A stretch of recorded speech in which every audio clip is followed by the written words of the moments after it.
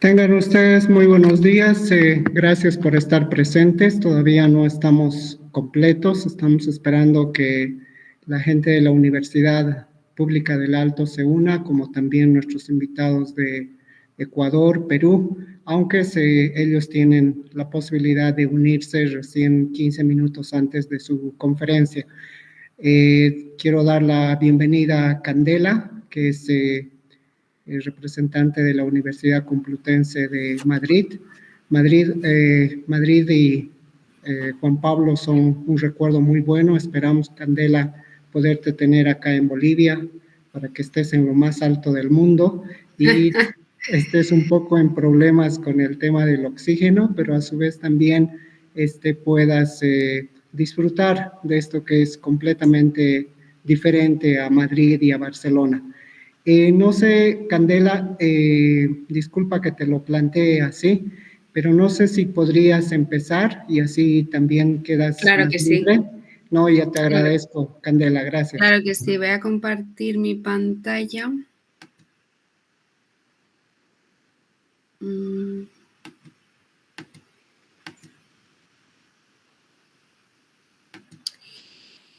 Ok, bueno, pues buenas tardes a todos. Mi nombre es Candela Ojeda Marín y vengo de la Universidad Complutense de Madrid, de la Facultad de Veterinaria. Yo trabajo en temas relacionados con la mejora genética y con el manejo de la diversidad genética, sobre todo a nivel molecular. Y bueno, y he preparado una charlita sobre el manejo y el impacto de la consanguinidad que puede tener efectos sobre diferentes caracteres de interés. Entonces, bueno, primero vamos a empezar a definir algunos conceptos para entender al final cómo puede afectar la consanguinidad a estos caracteres. Y bueno, la consanguinidad es la probabilidad de que dos copias de un gen pues sean homocigotas porque vienen del mismo ancestro. ¿Esto qué quiere decir? Que este individuo de aquí abajo tiene en un gen concreto estos dos triángulos que serían las dos copias del gen porque sus padres en algún momento han tenido un antepasado común. Es importante hablar de que un gen puede ser idéntico por descendencia, es decir, tener las dos copias iguales porque vienen de un ancestro común, pero también se puede dar la situación de que sea idéntico por estado y esto quiere decir que las dos copias son iguales, pero que no tienen por qué venir de un ancestro común. Y bueno, ¿por qué es importante esto y cómo se puede relacionar la consanguinidad con los caracteres de interés, ¿no? Pues bueno, tiene mucha relación con las mutaciones, que las mutaciones son cambios en la secuencia de ADN de un organismo que pueden ser hereditarias o somáticas. Cuando son somáticas, simplemente se quedan en el individuo, afectan al individuo que tiene la mutación, pero cuando son hereditarias, el individuo las puede transmitir a la descendencia. Además, pueden ser de varios tipos. Pueden ser mutaciones silenciosas, que quiere decir que al final la proteína que se sintetiza a partir de ese gen que tiene la mutación no tiene ningún cambio. Pueden ser sin sentido, que quiere decir que directamente esa proteína se deja de sintetizar, o de sentido cambiado, que puede ser que dé cambios en la síntesis de la proteína. Cuando no se sintetiza o cuando hay cambios en la síntesis de la proteína, esto puede ser beneficioso o puede tener un efecto negativo. También hay mutaciones beneficiosas que se quedan en las poblaciones porque tienen un efecto positivo sobre la población, pero muchas veces tienen efecto negativo. Entonces, si juntamos estas mutaciones hereditarias con un aumento de la probabilidad de que las dos copias que tiene un gen sean iguales, esto hace que haya un aumento de la probabilidad de que las dos copias de un mismo gen sean mutaciones que den lugar a cambios en la funcionalidad de las proteínas y que creen un efecto negativo. Y esto al final lo que produce son problemas de viabilidad en el individuo o en la población.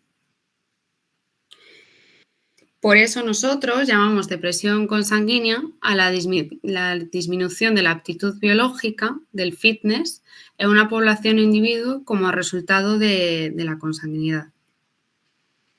Esta depresión consanguínea puede afectar a muchos tipos de caracteres, a caracteres reproductivos y de supervivencia sobre todo, pero también se ha visto en poblaciones ganaderas que puede afectar a caracteres productivos, de conformación, incluso a otros caracteres como podría ser relacionados con el comportamiento.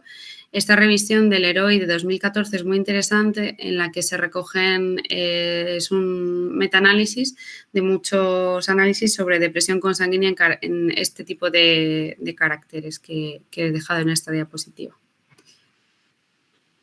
Y bueno, también es importante hablar de que la edad, entre comillas, de la consanguinidad puede afectar al efecto que tiene sobre el carácter. Si las mutaciones y las dos copias iguales de esa mutación se han heredado hace poco, aumenta la probabilidad de que el efecto sobre la población y sobre el individuo sea negativo.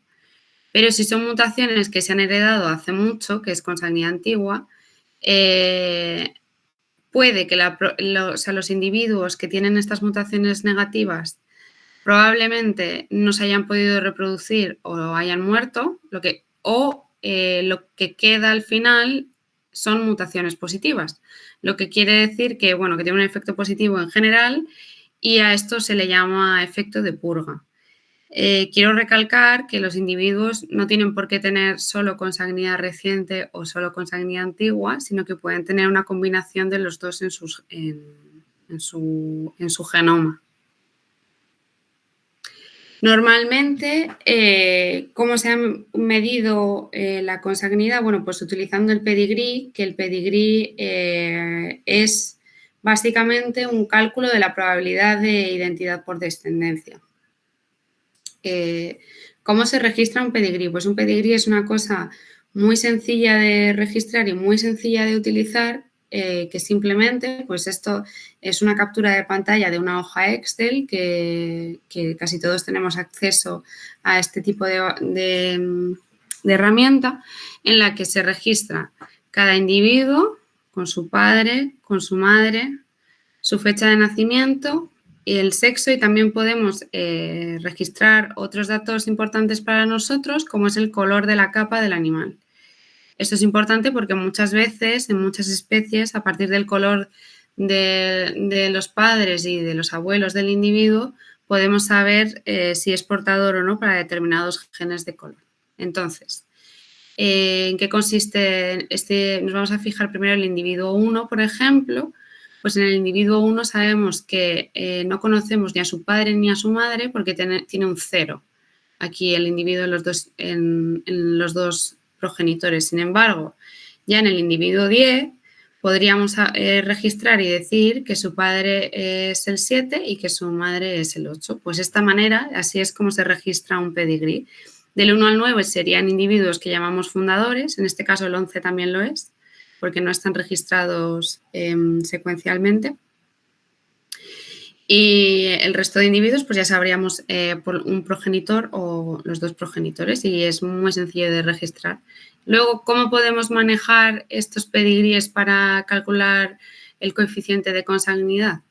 Pues afortunadamente hay muchas herramientas como esta, que se llama ENDOG versión 4.9, que es un programa del profesor Juan Pablo y, bueno, y también de otras personas que han colaborado, pero principalmente el origen es Juan Pablo.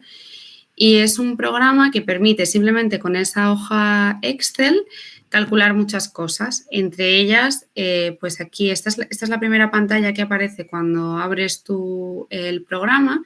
Y en esta columna, en la cuarta columna, que se llama inbreed, de inbreeding en inglés, es el coeficiente de consanguinidad de cada uno de los individuos. O sea, simplemente metiéndole el pedigrí a este programa ya te estaría dando una información muy importante, entre otra información que calcula, que es el coeficiente de consanguinidad.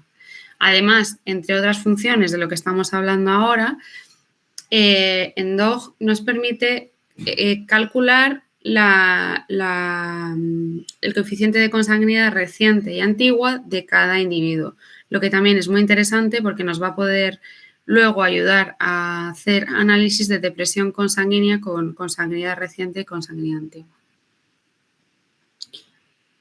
Bueno, ¿y cómo se hace el cálculo del posible efecto de la depresión consanguínea sobre un determinado carácter? Pues, por ejemplo, simplemente es la regresión del coeficiente de consanguinidad sobre el fenotipo, el carácter que tú hayas registrado, que podría ser, por ejemplo, el tamaño de camada en cerdos. Si nos imaginamos que esta gráfica representa cómo afecta el coeficiente de consanguinidad sobre el tamaño de camada en cerdos, esto querría decir que el efecto del coeficiente es negativo y que por los animales que tienen, los animales que no tienen consanguinidad tendrían el 100% del carácter y los que tienen un 0,3 bajaría hasta 0,4 el carácter que estuviéramos estudiando. Y bueno, si hablamos de consanguinidad molecular, que es un poco más a lo que yo me dedico, lo primero que tenemos, también voy a hablar mucho de conceptos y de manejo, que es que lo primero que tenemos que saber es que hay muchas maneras de estudiar a nivel molecular el ADN. Hay otras maneras que yo aquí no voy a entrar, pero se puede utilizar secuenciación completa o antiguamente también se hace un poco ahora, pero menos se utilizaban los microsatélites, pero bueno. Lo que está ahora muy extendido es el uso de chips, de SNPs, que los SNPs son variaciones de un solo nucleótido en la secuencia de ADN. Por ejemplo, aquí entre el individuo A y el individuo B, veríamos que en la posición 5, 6, el individuo A tiene una adenina y el individuo B tiene una guanina. Pues esto es una variación de un solo nucleótido. Entonces, en los últimos años se ha abaratado muchísimo esta tecnología y ahora mismo hay muchísimas especies y muchísimas poblaciones en las que, concretas incluso, en las que se están desarrollando estos chips de SNPs. Los chips de SNPs, pues eso, son tecnologías de biología molecular que tienen cientos de miles de SNPs de una muestra de ADN y permiten genotiparlos de manera rápida y masiva. Vamos a hablar de algunos pasos prácticos cuando vas a iniciar cualquier tipo de análisis molecular con chips de SNPs, incluido cuando quieres estudiar la consanguinidad molecular. Para empezar, lo más importante es decidir qué población queremos estudiar. Yo creo que lo más importante es que la muestra de que estemos estudiando sea representativa de nuestra población. En nuestro caso, pues lo más indicado sería hacerlo de manera aleatoria. También tenemos que tener en cuenta si queremos genotipar tríos, o sea que si queremos tríos nos referimos a tener genotipos de padre, madre e hijo para ver cómo, por ejemplo, cómo están segregando los genes o el tipo de errores de genotipado que hay. También tenemos que saber qué tipo de array es lo mismo que chip, que nos interesa, porque hay muchos tipos. Hay especies en las que solo hay un tipo, pero hay especies en las que existe más de un tipo de array, con diferente número de SNPs y que difieren también en el precio, y eso también lo tenemos que ajustar en función del tipo de estudio que nosotros queramos hacer. Aparte, tenemos que saber qué acceso vamos a tener a las muestras, porque hay veces que tenemos acceso a muestras de sangre, pero muchas veces no los vamos a tener. Entonces, puede ser muestras de pelo, pero bueno, siempre depende de los medios y de la disponibilidad. Y esto es una cosa que nos tenemos que plantear nosotros y también con el laboratorio.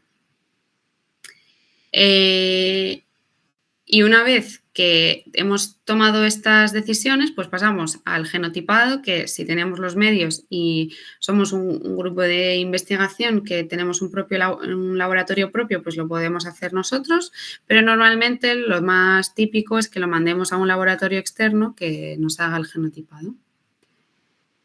Y tanto si lo tenemos nosotros en el laboratorio como si nos lo han hecho en un laboratorio externo, al final a nosotros lo que nos van a mandar son unos archivos, tal que así, que esto es una carpeta de mi ordenador y aquí tengo algunas muestras en las que voy a trabajar con archivos .cel y .arr. Estos archivos son los que contienen los genotipos de cada individuo. Este archivo y el 1603, corresponden al mismo individuo, por ejemplo. Y ahora, pues viene el paso de extracción de los genotipos y para eso, pues hay software específico que se dedica a esto en concreto. Esto es un ejemplo, es el software que utilizo yo, pero hay otros, que es el Axiom Analysis Suite versión 4.0. Y bueno, es un software que nos permite hacer, aparte, algunos análisis complementarios, pero lo que más lo he utilizado yo y se utiliza es para hacer la extracción y filtrado inicial de los genotipos. Entonces, aquí en este lado de la pantalla, en este menú, seleccionaría las muestras que quiero filtrar y seleccionar. Y luego, pues bueno, aquí en el lado izquierdo, derecho de la pantalla, en este menú lo que hago es seleccionar una serie de parámetros por las que hago filtrado tanto de las muestras, o sea, de los individuos que estén con calidad con calidad suficiente, genotipados, y de los propios SNPs, de los propios cambios de un solo nucleótido, porque hay veces que no tienen la calidad suficiente y entonces esos SNPs los voy a descartar para mis estudios posteriores. Y esto es un paso muy importante que debemos hacer siempre y que además hay que adecuarlo al tipo de estudio que quieres hacer, porque no todos los estudios requieren el mismo tipo de filtrado y bueno, eso hay mucha bibliografía publicada en los últimos años y cuando se quiere hacer un análisis de este tipo, pues es casi lo primero que hay que estudiar. Después, lo que voy a hacer es exportar estos genotipos. Esta es la pantalla previa a la exportación en la que yo, bueno, puedo manejarme un poco y ver pues con qué calidad se han genotipado mis muestras, si he perdido muchas muestras, si he perdido pocas, si puede haber habido algún fallo por el camino en el laboratorio, puedo haber sido yo recogiendo la muestra o ha podido fallar el chip. Entonces, todo esto también tengo que mirarlo antes de ponerme a hacer el análisis molecular que sea. Luego, pues el paso de exportación de los genotipos. Aquí también quiero recalcar que cuando vas a exportar genotipos, pues hay muchísimos formatos y esto depende mucho del algoritmo, del software que vas a utilizar y esto lo tienes que saber también de antemano. Tienes que saber qué software vas a utilizar, qué tipo de análisis vas a hacer y en función de eso, pues los vas a exportar en un formato u en otro y luego los vas a empezar a manejar. A veces, hasta que puedes utilizar el software final, tienes que hacer algunos pasos de cambio de formato y luego ya los puedes utilizar los genotipos. Pero bueno, yo voy a poner aquí de ejemplo un formato bastante utilizado que es el formato de Plink, en el que hay dos archivos, un .map y un .pet. El .map es, digamos que el mapa de cómo están los SNPs, es decir, esto es información del cromosoma 2, esto es un ejemplo de un paquete del entorno de programación R, que es de ovejas, lo vamos a utilizar luego también en un ejemplo que voy a poner, pero bueno, esto es básicamente las coordenadas en cada cromosoma de dónde está cada SNP. Y esto es muy importante, esto lo necesitan casi todos los programas, en este formato o en otro. Y luego tenemos el .pet, que es, pues son los genotipos en sí, o sea, esto que veis aquí, C, C, G, T, T, A, es en cada posición qué nucleótido está genotipado de este individuo. Este sería el individuo 1, el individuo 2, y estos son los archivos .pet. Bueno, como no sé si os habéis podido imaginar, pues esto es Big Data. Son archivos muy grandes porque estamos hablando de chips de entre 40.000 y 600.000 SNPs o más. Y esto es Big Data, entonces lo que pasa es que no sirven las herramientas tradicionales de manejo de bases de datos, porque son archivos de muchísimos datos, de muchos individuos y con muchos SNPs. Entonces, al final lo que pasa es que necesitamos utilizar software especializado como Plink, que Plink es un software que se utiliza muchísimo y tiene muchas opciones de muchos análisis. También utilizamos mucho lenguaje en código, lenguaje en R, también puede ser, yo aquí he puesto el lenguaje en R porque es lo que suelo utilizar yo, pero hay otras personas que programan en Fortran, hay personas que programan en otros lenguajes y en Python, y también hay paquetes especializados de otros autores que directamente te permiten hacer muchos de tus análisis, como podría ser Bioconductor o otros paquetes que luego vamos a ver un ejemplo de paquete, pero eso, y también un apoyo en herramientas de inteligencia artificial como ChatGPT. Pues ChatGPT es una herramienta muy útil para trabajar como apoyo al manejo de estas bases de datos y de su análisis. Y volviendo a la consanguinidad molecular, después de hablar un poco cómo se manejan estos ficheros tan grandes de genotipos, pues lo único que quiero dejar aquí claro es que hay muchas maneras de calcularla. Por ejemplo, las cadenas largas de homocigotos, homocigosis por descendencia, matrices de relaciones genómicas, hay muchísimas posibilidades. Su cálculo, no sé si os acordáis de una diapositiva que he puesto al principio, pero sería más identidad por estado, o sea, son posiciones homocigotas, pero que realmente no podemos saber a ciencia cierta, 100%, si están ahí porque los individuos, o sea, los padres del individuo en algún momento han tenido ancestros comunes o porque o por otros fenómenos. Y lo que hacen estas metodologías normalmente es hacer distintos ajustes para aproximar qué parte de estas posiciones homocigotas, que no sabemos si son idénticas por descendencia o no, son iguales porque los padres del individuo tienen ancestros comunes. ¿Qué pasa? ¿Cuándo es muy útil la consanguinidad molecular? Bueno, pues cuando no podemos tener un pedigrí disponible, hay muchas poblaciones que no pueden llevar registro de pedigrí tan fácilmente, bien sea porque los animales a lo mejor viven en la montaña, entonces tienen partos en la montaña y no pueden registrar quién es hijo de quién tan fácilmente, porque tengamos un pedigrí incompleto con errores, y también es de mucho valor cuando queremos calcular la consanguinidad regional. Por ejemplo, queremos saber lo que pasa solo en un cromosoma. Esto el pedigrí no nos permite hacerlo, pero la genética molecular sí.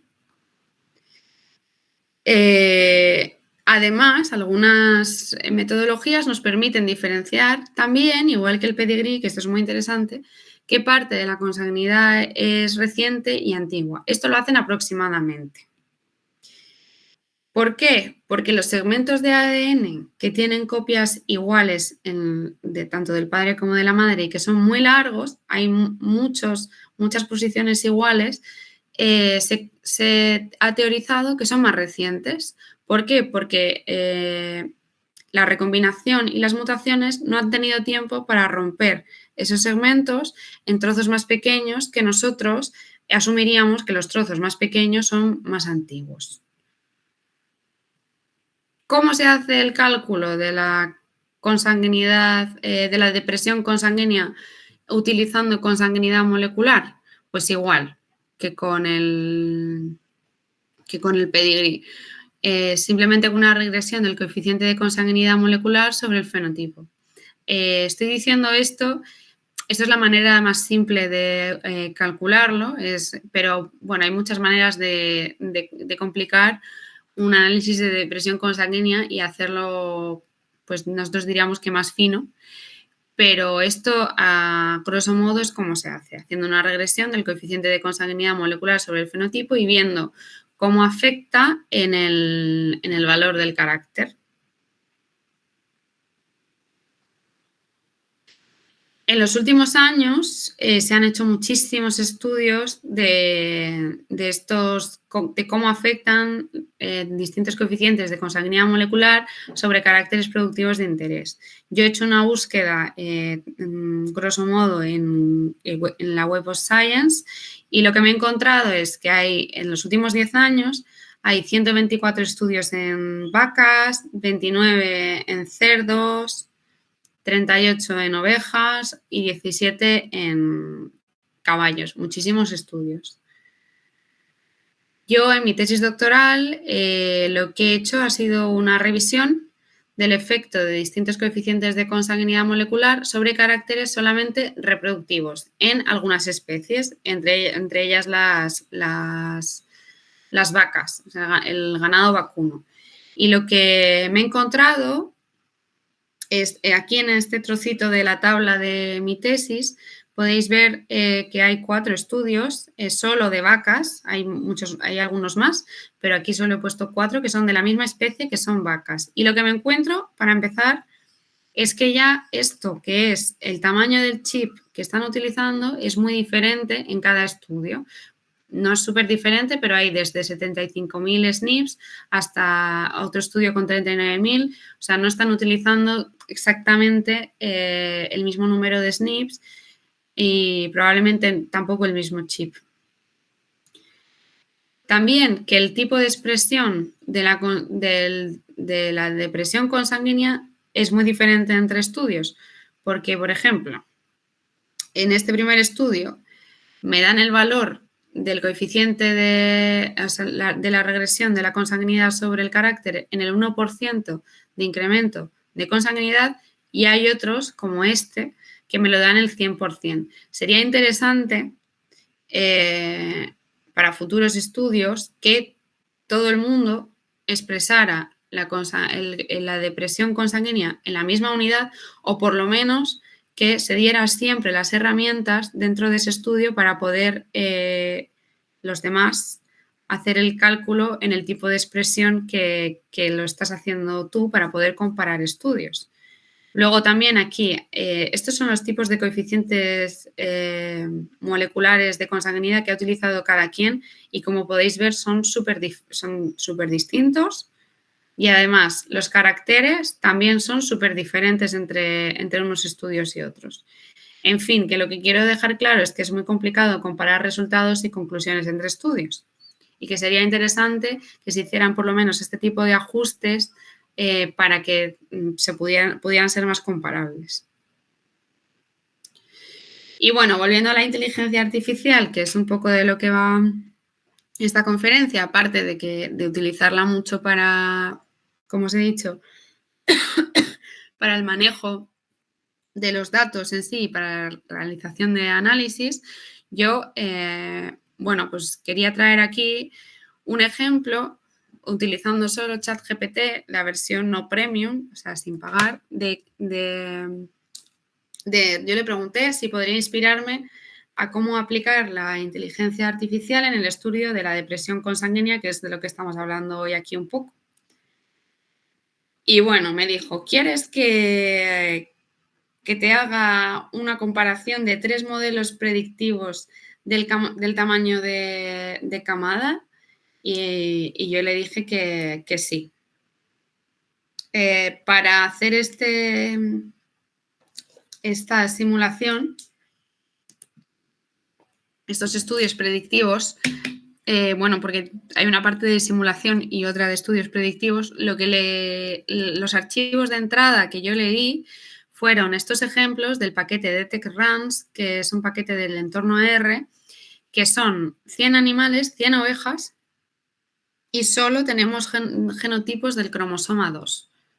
O sea, es una, digamos que una base de datos chiquitita con la que se puede trabajar fácil y yo cogí este ejemplo para hacer pues este pequeño algoritmo en R.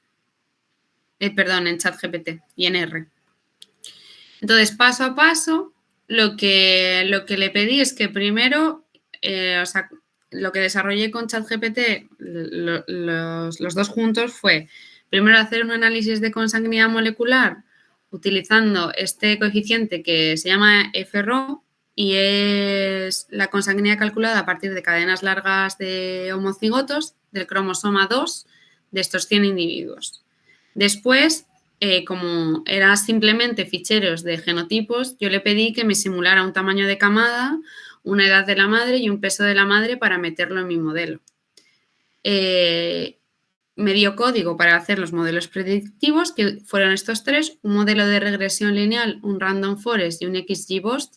El modelo de regresión lineal es lo que os he enseñado en las otras dos diapositivas, simplemente es cómo varía el fenotipo, el carácter estudiado en función de la consanguinidad.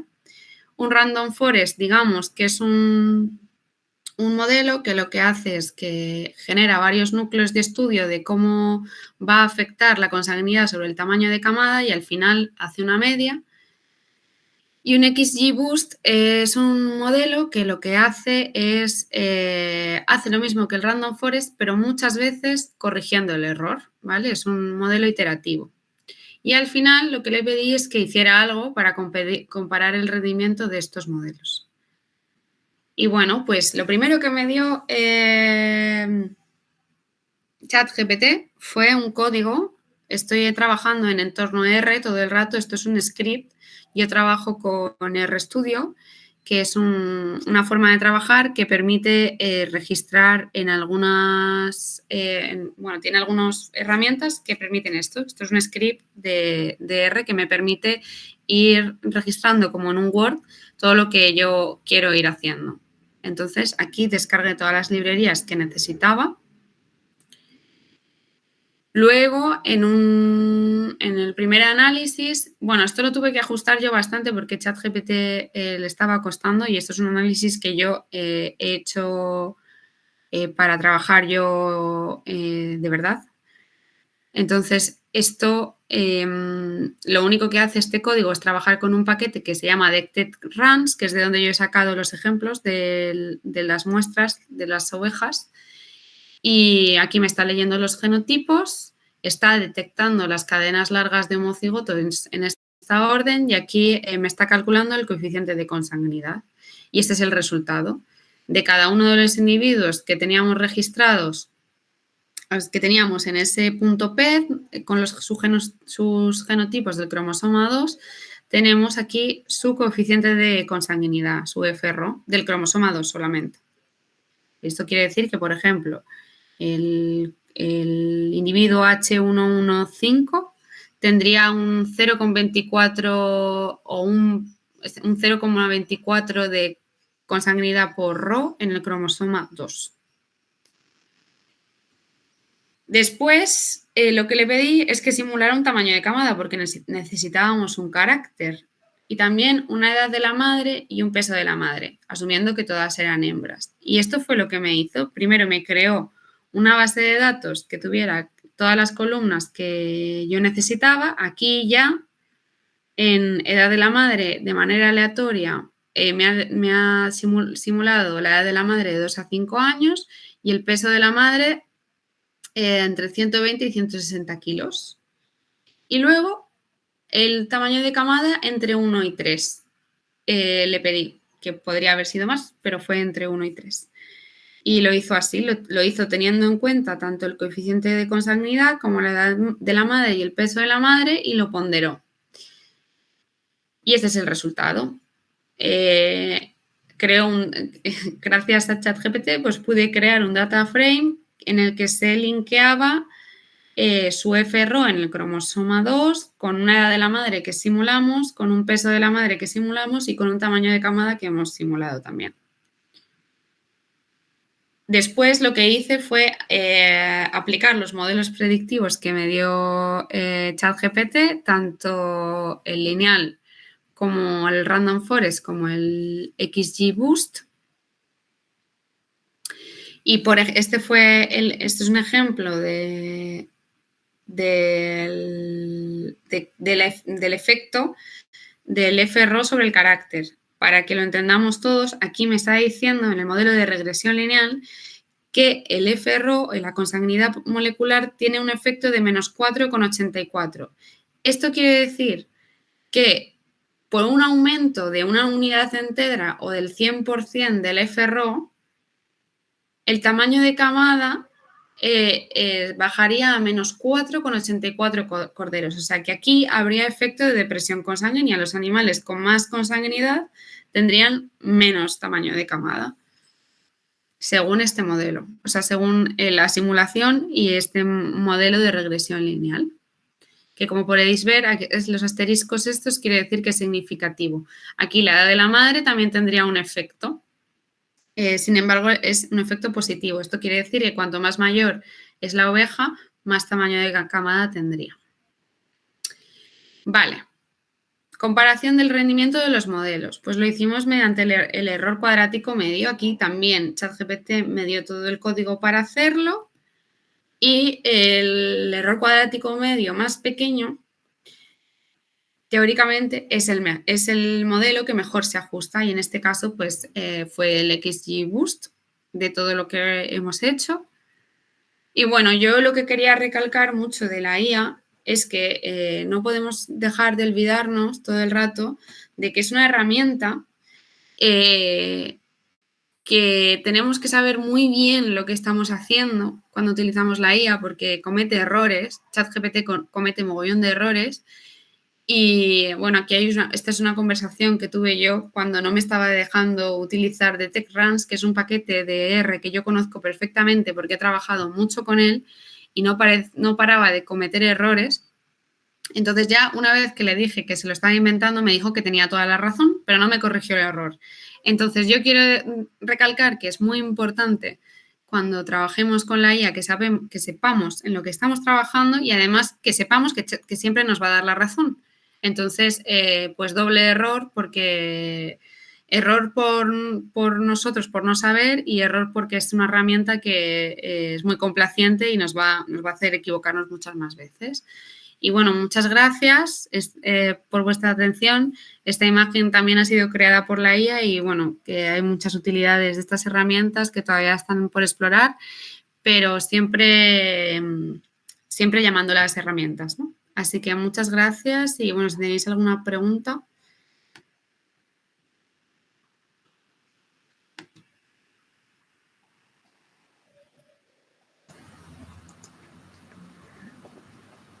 Gracias, Candela, por la conferencia, por los datos que nos estás proporcionando. Obviamente para Bolivia son conocimientos nuevos porque no estamos aplicando mucho.